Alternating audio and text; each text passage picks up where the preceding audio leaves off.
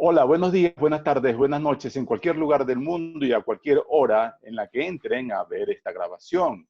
Nuestro invitado de hoy es Emilio Graterón, coordinador político nacional del Partido Voluntad Popular, una de las fuerzas opositoras más importantes de Venezuela, el partido de Leopoldo López y de Juan Guaidó. Gracias, bienvenido, Graterón, a este espacio. Es bastante grato contar con una voz directa de personas como ustedes que están trabajando en el mundo político venezolano. Gracias a ti. Queríamos, Gracias, es un placer. queríamos en esta conversación un poco hablar del escenario venezolano. ¿Cómo se están preparando los partidos políticos, como el caso de ustedes, Voluntad Popular, que ha sido un partido acosado, digamos, en los últimos años, para el escenario que está planteando el chavismo de un evento electoral el 6 de diciembre? ¿Van a participar? ¿No van a participar? ¿Cuál va a ser la respuesta real, tanto de ustedes como del frente llamado G4 en este escenario?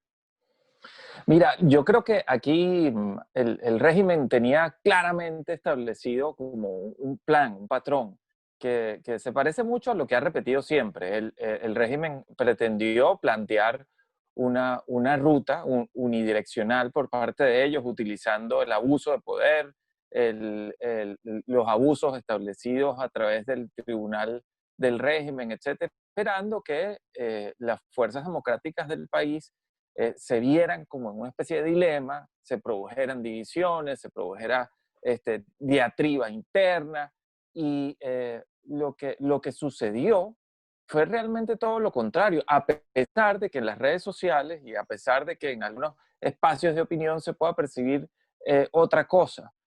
Se ha producido un proceso de coordinación, de entendimiento, de construcción de consensos muy intenso y muy importante, yo creo que sin precedentes inclusive. Es decir, la realidad de la persecución de todos los partidos importantes a la vez trajo como consecuencia una conciencia mayor del compromiso. Y entonces en este momento las conversaciones, la dinámica, la sinergia entre los partidos que hacen mayoría en la Asamblea Nacional, los partidos minoritarios en la Asamblea Nacional, los partidos que no tienen representación parlamentaria en la Asamblea Nacional, una dinámica de mucha cohesión. Es más, te cuento, nosotros hemos, utilizando estas plataformas, con las enormes limitaciones que tiene la tecnología en Venezuela, como lo acabamos de vivir, como lo Sí. acabamos de, de, de corroborar en este momento, hemos logrado conectarnos con las estructuras de nuestras organizaciones a nivel nacional de una manera muy intensa y muy cercana, además. Hemos logrado hacer cosas que antes quizá parecían impensables. Hemos logrado poner a hablar a Leopoldo López, que tiene 7 años privado de libertad, ahorita metido en una embajada. Ha podido hablar con la gente, se ha podido conectar con la gente. Hemos contactado y reunido a más de 15.000 activistas de Voluntad Popular en los últimos 3 meses en los 335 municipios del país. Hemos contactado con las otras fuerzas nacionales de los partidos y organizaciones políticas a través de los frentes regionales, a través de las estructuras de los partidos, a través de encuentros de la sociedad civil, de los colegios profesionales. Hemos hecho contactos directos con el liderazgo político del país, con más de 45.000 personas en los últimos dos meses a través de estas estructuras. Eso, bueno, te lo estoy contando aquí en confianza, ahorita que estamos conversando. Y quizá eso no se ve, no es una noticia en las redes sociales, pero es un avance gigantesco, gigantesco en lo que significa la capacidad de organización. Si hoy nosotros podemos hacer unas elecciones libres, si hoy hubiese una convocatoria de elecciones libres, las fuerzas democráticas del país tuviesen la capacidad de tener gente organizada, estructurada y fortalecida en los más de 14.000 centros de votación que formalmente pudiesen haber. Si tenemos tanta fuerza y tenemos tanta armonía, ¿por qué se tomó la decisión de no asistir? Porque la decisión de no asistir está basada en una visión y en un plan, en un acuerdo político que se ha ido construyendo y publicando poco a poco. El primer paso fue decir, nosotros queremos participar. El primer gran consenso fue, nosotros queremos participar en unas elecciones, pero esas elecciones tienen que ser libres y estamos listos para participar en unas elecciones, pero tienen que ser libres, con unas características, con unos requisitos mínimos. Y fue tan contundente nuestro planteamiento que la comunidad internacional completa se puso a presionar. Europa, que siempre había sido muy cauta, muy equilibrada, se puso activamente a generar la presión necesaria para que esto fuese posible. Y el resultado fue que el régimen le tiró la puerta en la cara a Europa y al mundo entero, a la comunidad internacional, porque ese no es su plan y ellos no están comprometidos con la democracia. Entonces, al suceder eso, el siguiente paso fue decir, bueno, en esos términos, entonces no vamos. Pero no vamos, no es simplemente, nos vamos y nos quedamos con los brazos cruzados y no hacemos nada. El siguiente paso es construir un gran consenso nacional en una ruta que acompañemos todos.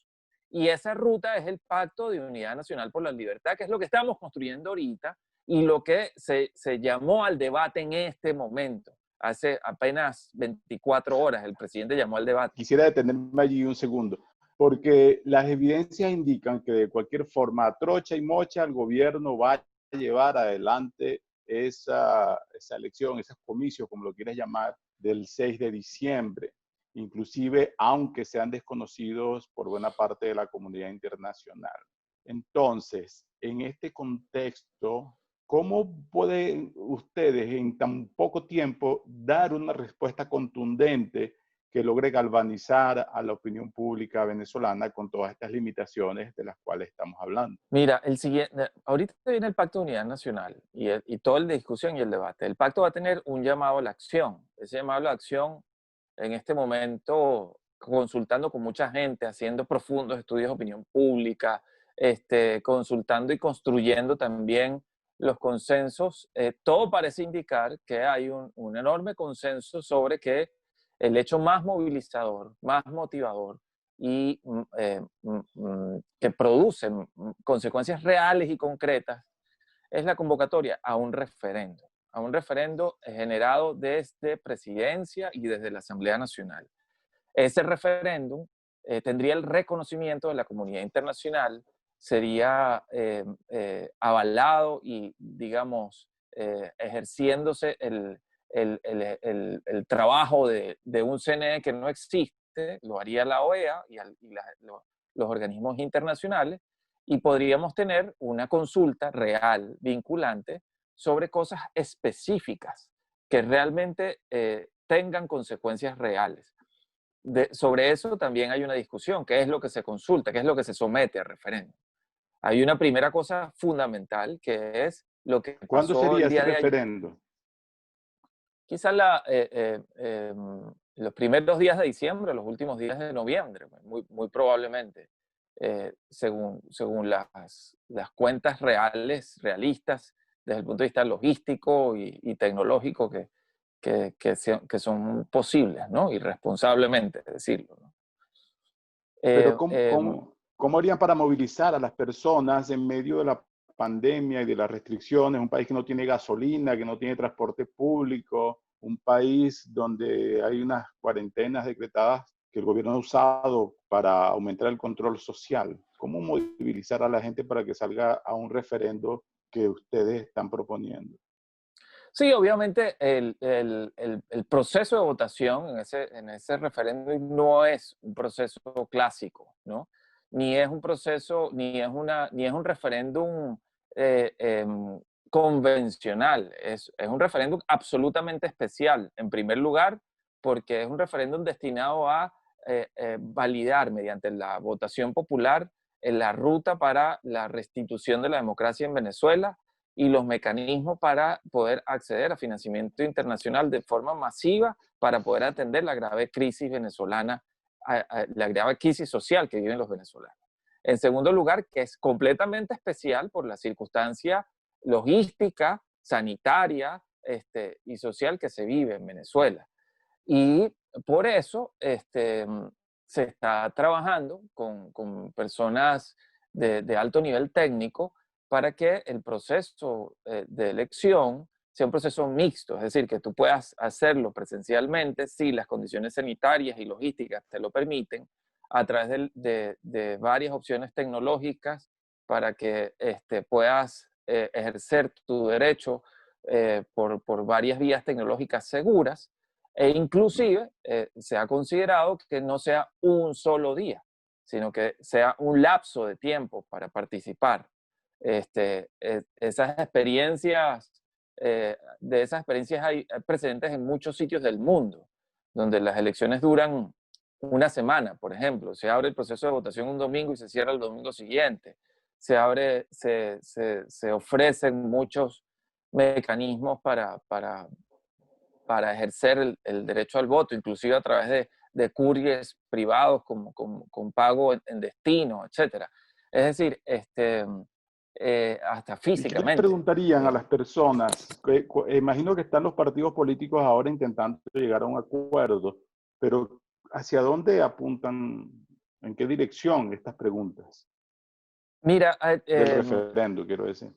el contenido concreto es parte de la discusión del Pacto de Unidad Nacional, ¿no? Y obviamente el resultado de eso lo veremos quizá en 10 días, el resultado preciso de cómo va a ser lo que se pregunta. Pero los temas gruesos son, en primer lugar, la aprobación de la ruta legal y constitucional para la restitución inmediata de la democracia mediante la concreción de una convocatoria a elecciones presidenciales válidas. Es decir, ponerle concreción a ese tema. El mundo entero en las últimas 3 semanas ha dicho, el fraude del 6 de diciembre es un fraude.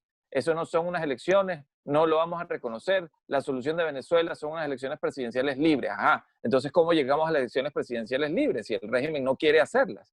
Este referéndum puede ser útil para, en primer lugar, la convocatoria a eso.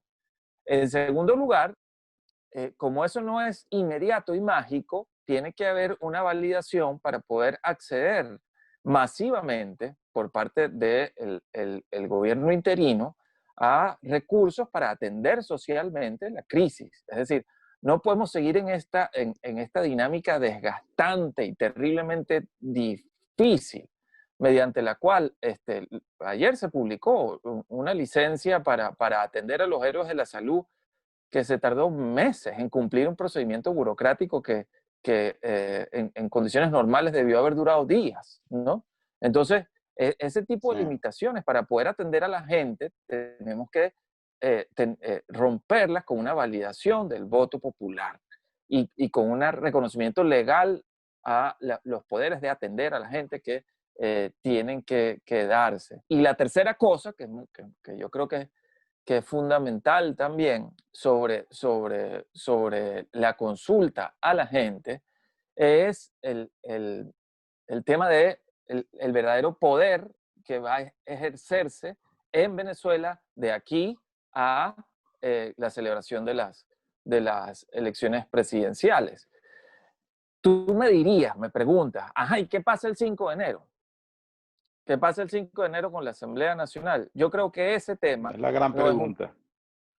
ese tema no es un tema de consulta en un referéndum como ese, por dos razones. En primer lugar, porque la respuesta para eso está en el Estatuto de la Transición, en el artículo 233 de la Constitución. En segundo lugar, hasta que no hayan elecciones, lo ha dicho el mundo entero, hasta que no hayan elecciones libres, el reconocimiento a las autoridades tiene que permanecer, ¿no? Eh, Ahí hay una diatriba de algunos técnicos, digamos, constitucionalistas. Y yo te digo una cosa, inclusive Enrique Capriles lo ha planteado, nosotros lo hemos planteado también. En los términos legales que está establecido el fraude del 6 de diciembre y en los términos que ellos inventaron para hacer el fraude del 6 de diciembre, es una irresponsabilidad celebrar ese fraude.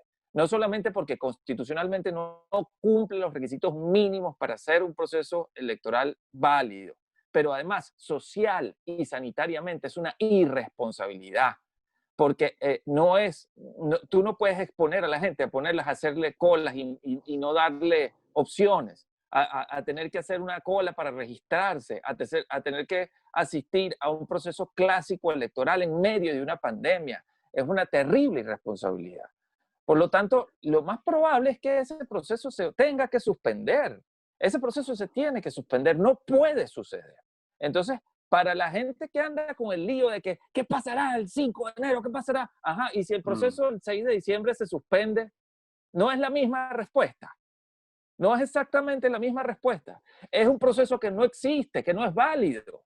Y por lo tanto, la respuesta Pero de todos es modos, todo igual. indica que perdón, pero todo indica que el gobierno va a seguir adelante. Uno de los grandes problemas que ha tenido la oposición, especialmente este movimiento encabezado por Juan Guaidó, es la dificultad de ejercer el poder real, ese poder simbólico que tiene como presidente encargado, que es reconocido por unos 60 países. Pero ¿cómo transformar eso? ¿Con qué se come eso? Por ejemplo, ese aporte para el personal sanitario que están intentando dar choca con el gobierno porque el chavismo no va a permitir usar la plataforma bancaria para hacer esos pagos y ni siquiera está permitiendo, ya bloqueó Air TV, que es esta plataforma para pagar en divisas. Es decir, ¿dónde podemos separar el voluntarismo político de la realidad? Esa es una pregunta que se hace muchísima gente en la calle y por eso, aunque todavía la oposición organizada es mayoría según las encuestas, hay como una especie de desaliento entre las personas que uno conoce y consigue en la calle. Es una pregunta complicada, ¿me entiendo?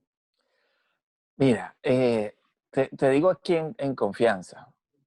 ¿Tú crees que nosotros no deseamos que el cese de la usurpación se hubiese producido hace meses? Claro, claro que lo deseamos. O sea, es, es obvio que todos los venezolanos, inclusive nosotros, tenemos una especie de sentimiento encontrado o de decepción de no haber logrado el objetivo tan rápido como quizás vimos que se podía haber logrado.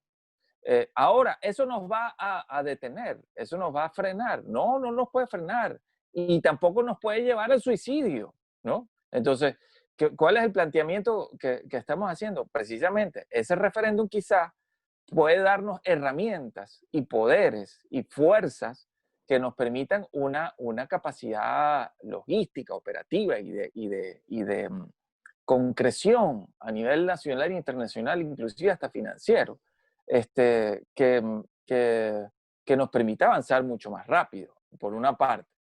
Por otra parte, Pero no está claro que ese poder ya lo tienen delegado, perdón, está claro que ese poder ya lo tienen delegado. Inclusive hubo una consulta el 16 de julio de 2017 donde la gente se manifestó en un movimiento de calle que expuso cuán mayoría es la oposición en Venezuela. Es decir, ya ustedes tienen ese mandato a través inclusive de la mayoría en el Parlamento, mayoría que nunca pudieron ejercer. No es contradictorio ahora intentar renovar eso cuando las condiciones son tan adversas. fíjate, en primer lugar, la comparación con el 16 de julio es pertinente porque lo que sucedió allí fue una consulta. Lo que se está tratando de hacer es que este referéndum no tenga las debilidades que tuvo aquel, en primer lugar. Y en segundo lugar, que sea realmente, que nos dé realmente la capacidad de ejecutarlo. En segundo lugar, lo que es contradictorio, en mi opinión, es pretender, digamos, matar todo lo que hemos logrado, todo lo que hemos avanzado simplemente porque el objetivo final no se ha logrado todavía y en consecuencia entonces matar todo, empezar de cero y imaginarse que lo que tenemos, que es el reconocimiento de 60 países en el mundo, la presencia diplomática en todos esos países, el que ya logramos, porque hay una cosa muy importante que creo que la gente no sabe y aprovecho la oportunidad para compartirlo contigo. La licencia que se aprobó ayer, y eso es fundamental, es una licencia que no solamente está destinada a el sistema financiero de héroes de la salud, sino que eso fue toda una épica complicadísima, porque como sabes, cuando se aprobó el presupuesto público en la Asamblea Nacional, la ejecución de ese presupuesto público se iba a hacer a través de la OEA. Por un montón de razones que sería muy largo explicar, la OEA al final dijo que no lo iba a ejecutar. Entonces pasamos al Banco Interamericano de Desarrollo y al final, por algunas limitaciones legales, tampoco se pudo ejecutar por ahí. Entonces se tuvo que construir de cero todo el sistema financiero público del gobierno interino, una cosa que nunca en la vida había tenido precedentes, y se tuvo que construir todo el sistema financiero del gobierno interino sabiendo que no se iban a poder utilizar los bancos en Venezuela para poder crear un sistema transparente, legal, con todos los controles públicos y con todos los requisitos de Contraloría y de Procuraduría necesarios para que fuese la ejecución de un sistema financiero de carácter público reconocido en el mundo. Y eso fue lo que se aprobó ayer. No solamente Héroes de la Salud, se aprobó el sistema financiero del gobierno interino. Ahora, ¿cómo acceder a los recursos mediante los cuales tú puedes financiar cosas ejecutando ese sistema financiero? Tienes que tienes que cumplir, digamos, una cantidad de pasos que todavía no están contenidos en el Estatuto de la Transición. Y un poco el referéndum lo que trata de podría resolver esa pregunta como tú dices, la capacidad para concretar cosas. En segundo lugar, la otra ruta legal establecida, además de la consulta del 16 de julio, es el Estatuto de la Transición. Y el Estatuto de la Transición tiene unos vacíos que pretendemos resolver con esta consulta, porque el régimen se quitó totalmente la careta y el Estatuto de la Transición no contaba con eso, de alguna manera, ¿no? No contaba con que el régimen se iba a atornillar a sangre y fuego, como lo está haciendo. Y entonces la realidad hoy es otra. Y por lo tanto, queremos avanzar en ese sentido. La opción es avanzar, la opción no es suicidarnos. La opción es seguir construyendo salidas y alternativas. La opción no puede ser ni la inmovilidad, ni ponernos a matarnos entre nosotros, para que luego no quede nada. A esta hora del 21 de agosto, ¿cuál es la situación entre los cuatro partidos fundamentales, llamados G4, en estas negociaciones? ¿Cuál es el cronograma? ¿Cuál es la agenda? ¿Cuál es el ambiente interno allí? ¿Hay posibilidad de que lleguen unos acuerdos en los próximos días? Sí, se constituyó una comisión de estrategia. Esa comisión de estrategia ha venido produciendo material de muy alto nivel técnico. Esa comisión está compuesta no solamente por personas propuestas por los cuatro partidos, sino por personal de altísimo nivel académico y gente propuesta también por los partidos minoritarios de la Asamblea y los partidos que no tienen representación en la Asamblea Nacional e inclusive por la sociedad civil. Es decir, la dinámica, y es una cosa que te quiero decir, esa dinámica que constantemente se dice, no, que el G4, que el G4, que el G4, esa dinámica, Mm. después de la sentencia del TSJ que oficializó la persecución generalizada a los partidos, tuvo como consecuencia positiva que esa dinámica G4, G4 se acabó. Y ahora esa dinámica es mucho más amplia, es mucho más rica en el sentido de que efectivamente hubo un proceso de reflexión, un proceso de autorrevisión, eh, y se logró de alguna forma vencer algunas actitudes sectarias, excluyentes, que generaban esa dinámica cerrada y se produjo una apertura. Las reuniones ahora son de 9, 10 organizaciones políticas para tomar las decisiones, con participación y consulta de la academia, de la sociedad civil. El proceso precisamente ahorita de discusión y debate para el Pacto de Unidad Nacional está protagonizado y liderado y digamos, articulado principalmente por gente cuya base de participación es su respetabilidad y su capacidad de aportar, más allá si son de un partido u otro. Y yo creo que eso es una evolución muy importante. Ahí están trabajando desde el padre Virtuoso hasta Gerardo Blay, ¿no? Están trabajando desde el presidente, el vicepresidente de la Asamblea Nacional hasta la FCU y las organizaciones de estudiantes más consolidadas del país. Es decir, se ha logrado un trabajo de cohesión muy positivo, muy sólido. Bueno, que hay voces disidentes, que hay gente que te ataca todos los días, que se indigna porque no están metidos en esa rosca. Bueno, sí, eso también pasa, es parte de la dinámica democrática. Nos quedan pocos minutos para el programa.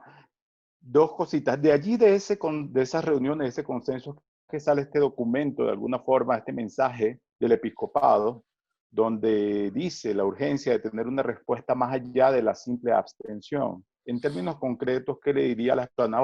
Ok, tener, pero van a hacer qué ese día? Vamos a vencer a la dictadura con más democracia. Nuestro plan es vencer a la dictadura con más democracia, con más poder, con más capacidad ejecutiva. Vamos a vencer a la dictadura siendo más inteligentes y menos y derrotándolos en el espacio donde nosotros somos buenos y siempre le hemos ganado, que es el espacio de la política, de la acción, de la cohesión, de la articulación, del esfuerzo colectivo.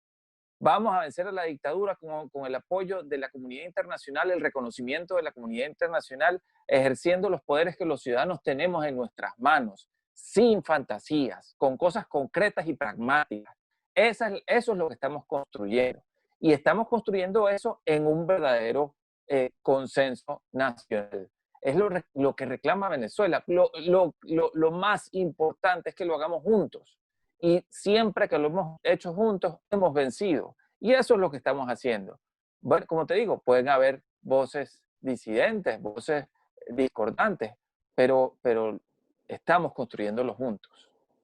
Ese escenario, en 3 palabras, ¿cuál sería el escenario más viable para Venezuela en las próximas semanas y los próximos meses? Pero ya no desde el punto de vista del deseo de ustedes, sino de la realidad concreta, de las dificultades incluso.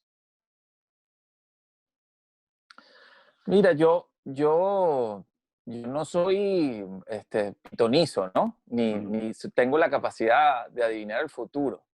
Pero sí te puedo decir cuáles son los escenarios que nosotros hemos construido. Y el escenario que nosotros hemos construido está basado en lograr una movilización nacional importantísima, una reconexión de la política con la gente, lograr después unas capacidades de acción concreta, con mayor apoyo internacional en el financiamiento y en los poderes ejecutivos, forzar con esto la posibilidad de ir avanzando en la concreción de una agenda electoral que nos permite ponerle una fecha precisa en el término de los próximos meses a una elección presidencial y forzar de esa manera que esa elección presidencial sea aceptada inclusive por el régimen con el apoyo y la fuerza de la comunidad internacional, pero también con el compromiso interno de la gente movilizada. Si nosotros hacemos confluir esas tres cosas, es decir, el poder de ejecución por parte del gobierno interino, la movilización de la gente y el apoyo más concreto, digamos, hacia un objetivo específico, que es la convocatoria de las elecciones presidenciales, la dinámica va a cambiar y es perfectamente posible y lograble.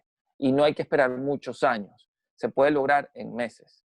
Pero tenemos que hacer confluir esas estrellas de alguna manera y es lo que estamos tratando de hacer. Bueno, muchísimas gracias, señor Graterón. Es un gusto haber podido conversar, haber llevado un mensaje, al menos desde el punto de vista de ustedes, de lo que está ocurriendo en Venezuela. Gracias a ti, es un verdadero placer. Ha sido Emilio Graterón, ex alcalde de Chacao y coordinador político nacional del partido Voluntad Popular, una de las principales fuerzas de oposición de Venezuela. Presentó para ustedes Omar Lugo, director del portal de noticias El Estímulo. Buenas tardes, buenas noches, buenos días, en cualquier lugar del mundo donde se encuentren. Hasta la próxima.